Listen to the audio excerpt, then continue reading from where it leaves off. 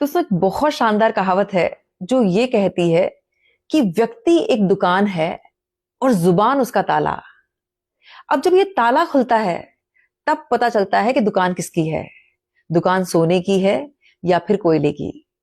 तो मोटे मोटे तौर पर समझने वाली बात यह है कि अगर हम अपनी लाइफ में अपने शब्दों की रिस्पॉन्सिबिलिटी ले लें तो हमेशा लाइफ में टॉप पोजीशन पे होंगे, क्योंकि सारा खेल माइंडसेट का है। जिस तरह के हमारे वर्ड्स होते हैं वैसा ही हमारा भविष्य होता है। 3 एग्जाम्पल से इस बात को हम समझेंगे। सबसे पहले आप एक दोहे के उदाहरण को समझें जो ये कहता है कि शब्द संभाले बोलिए, शब्द के हाथ न पाओ, एक शब्द औषधि करे और एक शब्द करे घाव। मतलब जो हमारे वर्ड्स हैं उनमें इतनी पावर है, वो किसी को हील भी कर सकते हैं और किसी को हर्ट भी कर सकते हैं।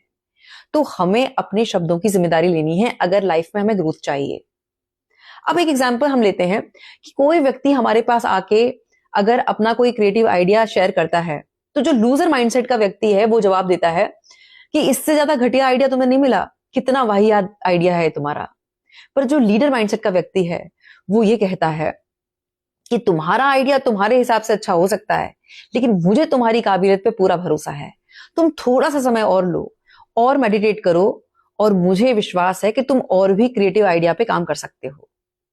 यहां सीखने वाली बात यह है कि जो लूजर माइंडसेट का व्यक्ति है वो हमेशा दूसरे की चेतना को गिराएगा और जो एक लीडर है वो हमेशा व्यक्ति की एनर्जी को अपलिफ्ट करेगा। तो अगर हम लोगों की एनर्जी को अपलिफ्ट करेंगे तो हम लीडर माइंडसेट में आ जाएंगे। दूसरा, अगर कोई व्यक्ति उदास है, परेशान है, तो एक लूजर माइंडसेट का व्यक्ति ये कहेगा कि ये तो हमेशा मनहूसियत में ही रहता है, हमेशा इसकी शक्ल पे 12 बजे रहते हैं। लेकिन एक जो लीडर माइंडसेट का व्यक्ति होता है वो हमेशा कंपैशन से भरा होता है, वो लोगों के प्रति एम्पैथी रखता है। वो ये जानना चाहता है कि इसके चेहरे पर मुस्कुराहट क्यों नहीं है, और वो एकांत में उससे ये जरूर पूछता है कि कोई दिक्कत है, कोई बात है, आज तुम्हारे चेहरे पर वो खुशी नहीं है। अगर कोई दिक्कत है तो और तुम मुझसे शेयर करना चाहो तो मैं तुम्हें सुनने को तैयार हूं। लीडर माइंडसेट का व्यक्ति हमेशा कंपैशन से भरा होता है और सबको सुनता है। तीसरा, अगर कोई व्यक्ति कोई अपनी बात कह रहा है तो लूजर माइंडसेट का व्यक्ति उसको बात पूरी नहीं कहने देता है और बीच में काट के कहता है कि you are wrong, you are absolutely wrong.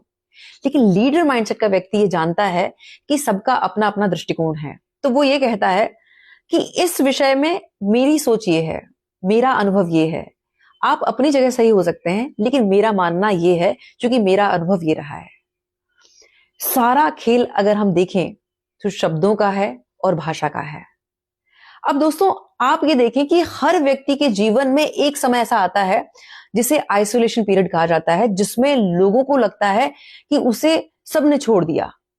अब वही समय तय करता है कि वो डिप्रेशन से हमें जोड़ेगा या फिर वो हमें हमारी डीप कॉलिंग से जोड़ेगा, डिवाइन कॉलिंग से जोड़ेगा।